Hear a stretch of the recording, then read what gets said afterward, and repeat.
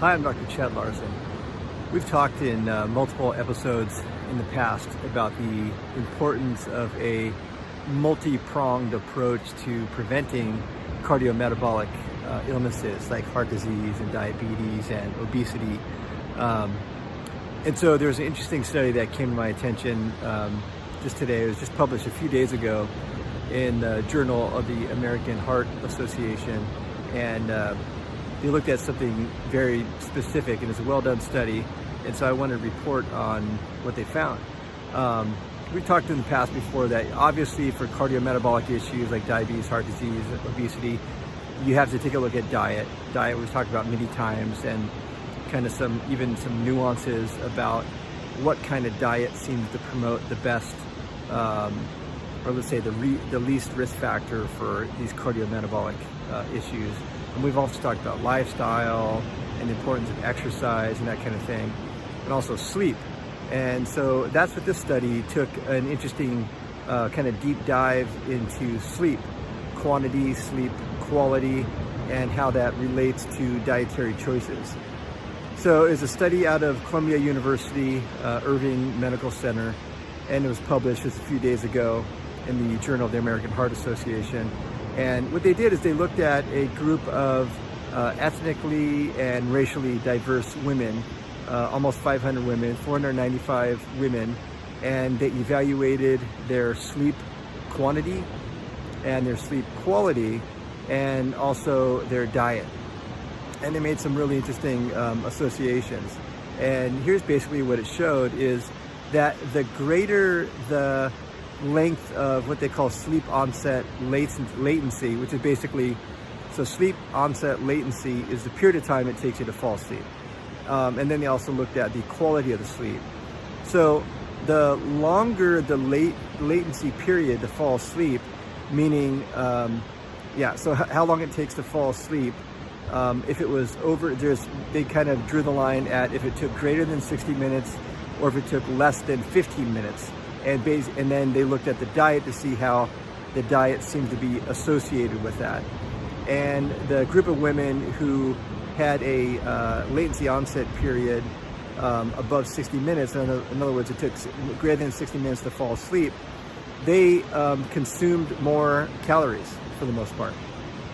And women who had more insomnia, like they fall asleep okay, but they don't stay asleep okay, also had a greater intake of food and specifically made poorer dietary choices. Like they had more foods that had like sugar and like refined grains, and also not as much foods that contain things like fiber. And so it was an interesting study because we know that these kind of dietary changes are very much related to cardiovascular risk factor. So they made the researchers made a clear association between sleep and our dietary choices. So in the women who had more sleep issues, there was a poorer decision-making process about, what kind of foods they choose to eat. And so, but what begs the question and needs to be a follow-up study is, what's the direction of causality? They purposely, or at least the study clearly did not indicate what the direction of causality, just that there's a significant association between the two. Poor sleep is clearly associated with poor dietary choices, but we don't know that direction of causality, meaning does the poor sleep directly cause poor dietary choices? And you can certainly make a case that happens. If sleep quality is poor, they difficult falling asleep or difficulty staying asleep. We know that the hormones of dietary satiation or hunger satiation, in other words, the hormones that tell us that we're full, are sort of suppressed, and our hunger hormones are increased.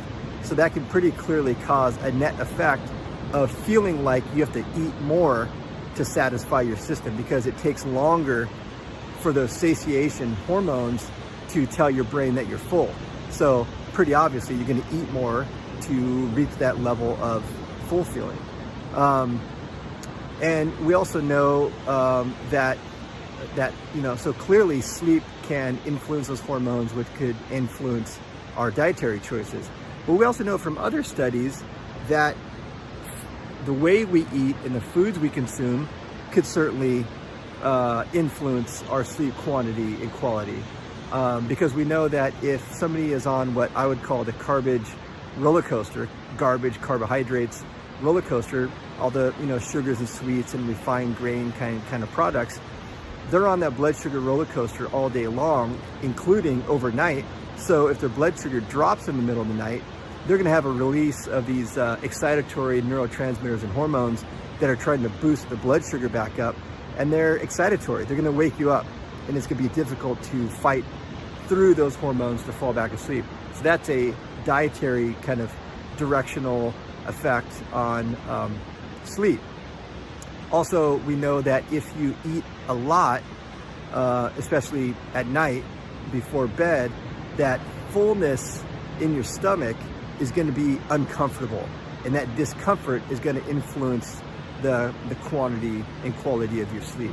So we know that the studies that kind of indicate the direction of causality, guess what? In both directions. I think this study probably will lead to evaluating if there are some sleep interventions, what effect does that directly have on dietary quality choices. So I'm really looking forward to that future study, because that'll be interesting to see. But here's what I think we're going to find out overall, is that it's basically a vicious cycle. That who knows what the first domino to drop was, but and maybe it's different in different women, different people, that there could be poor sleep from whatever circumstances, and we know that that changes certain hormones and certain brain neurotransmitters, which are gonna influence appetite the following day. So we know that sleep, the direction of causality can go from sleep affecting our dietary choices. But because now that we're making these dietary choices, we're gonna eat more. We're probably gonna eat more food that's low in fiber, i.e. things like sugar and sweets and poor low fiber processed grain type products, your breads, pastas, crackers, chips, pastries, any of these things that are made from flour. We know that that's going to affect the sleep, and so then it creates this vicious cycle. Because you're having poor sleep quality, you can make poor food choices.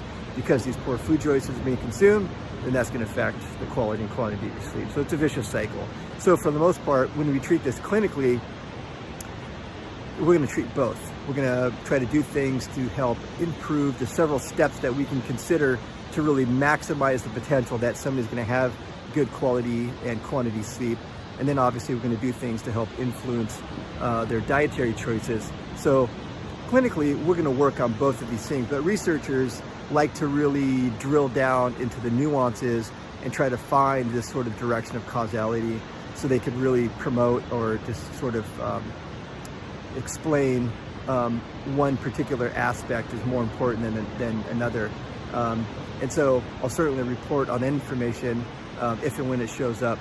But we know that to really mitigate these important risk factors for cardiometabolic disease, that both aspects of this diet lifestyle need to be taken in place.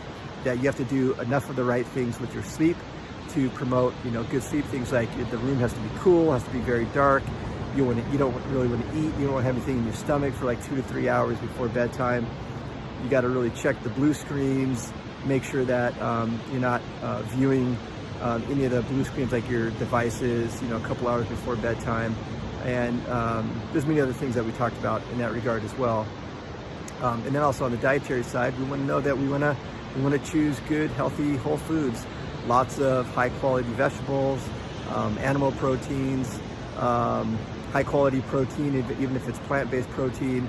And you just really want to make sure that you're staying properly hydrated, making those right choices. So clinically, we want to make sure that we're tackling all aspects of this to really mitigate risk factors for these important conditions.